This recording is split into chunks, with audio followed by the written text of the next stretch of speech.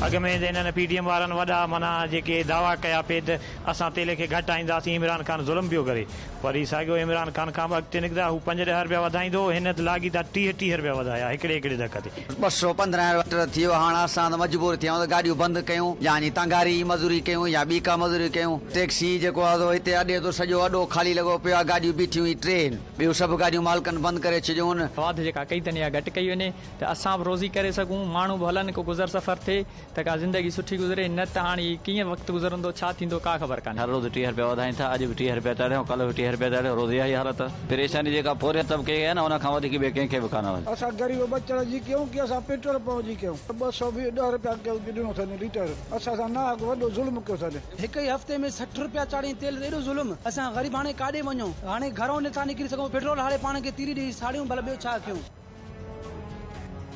अवाम petrol अघनि में वाध खे रद्द करे छॾियो। हुकूमत खां पेट्रोल ऐं डीज़ल जे अघनि में कयल वाध फौरी तौर वापसि वठण जो मुतालबो। मुख़्तलिफ़ शहरनि में पेट्रोल जे अघनि में वाध ख़िलाफ़ एहतजाज बि कयो वियो। ट्रांसपोर्टर्स बि पेट्रोल ऐं डीज़ल जे अघनि में वाध थींदे ई भाड़नि में 20% वाध करे छॾी।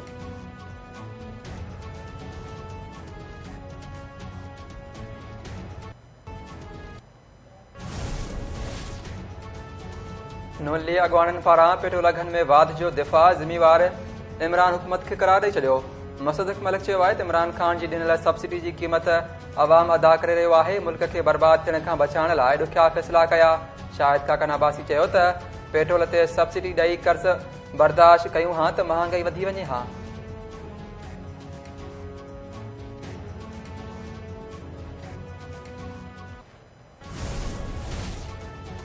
पीपल्स पार्टी पारां बि पेट्रोल जे अघनि में वाध जो दिफ़ा।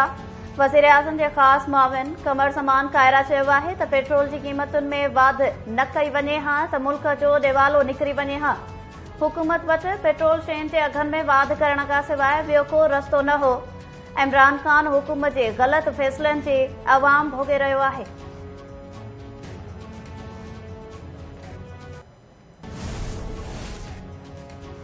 पेट्रोल अघनि में वाध खिलाफ PTI जो सेनेट में एहतजाज। सेनेट चेयरमैन ऐं PTI सेनेटर्स विच में झड़प बि थी। सादिक संजराणी पारां PTI सेनेटर्स खे मुअतल करण जो चिताव।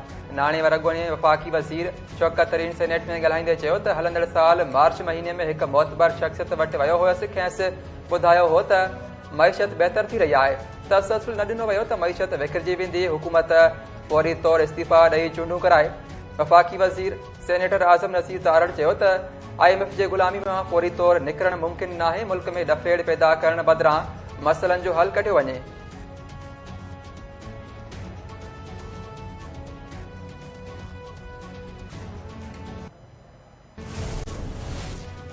पेट्रोल महांगो थियण बाद वॾे वज़ीर मुराद अली शाह समूरनि वज़ीरनि ऐं सिंध हुकूमत जे ऑफिसर्स जे पेट्रोल कोटा 40% घटाइण जो हुकुम ॾेई छॾियो।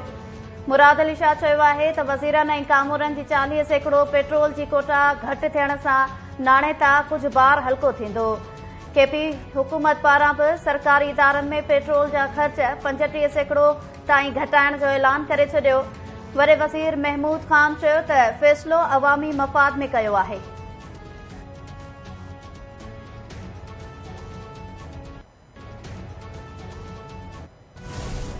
में इंशाअल्लाह ताला जो महंगाई ये करने जा रहे हैं, क़यामत की महंगाई ये करने जा रहे हैं। लोग खुद सड़कों पे होंगे और ये हुकूमत घर होगी। अगर फौज से हमारे कई तल्लकात की गलतफहमियां हमें दूर करनी चाहिए। हम इमरान खान के साथ हैं, जो वो कॉल देगा उसमें जाएंगे। ये खुद ब खुद फेल होने जा रहे हैं। जिसने ये आर्किटेक्ट है, जो इसका डिजाइनर है, का मास्टर प्लान जिसने बनाया है, उसने इमरान खान की बड़ी खिदमत की है। जितने हमारे हल्के कमजोर थे उतने हमारे हल्के मजबूत हो गए। महांगाई जी मारियल क़ौम पाण रोडनि ते ईंदी ऐं हुकूमत ख़िलाफ़ मातम कंदी।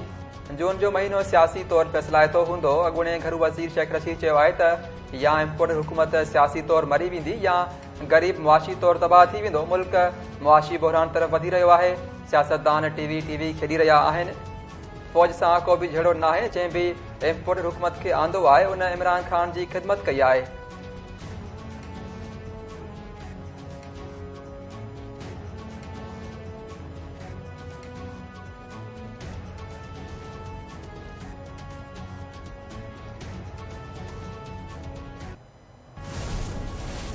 सिंध हाई कोर्ट FIA खे पंजाब में पसंद जो परणो कंदड़ दुआ ज़हरा खे बाज़ियाब कराइण जो हुकुम ॾेई छॾियो।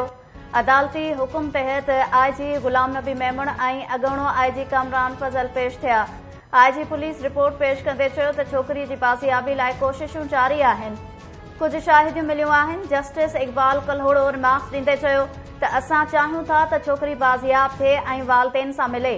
लॻे थो त मामिलो ह्यूमन ट्रैफिकिंग जो आहे।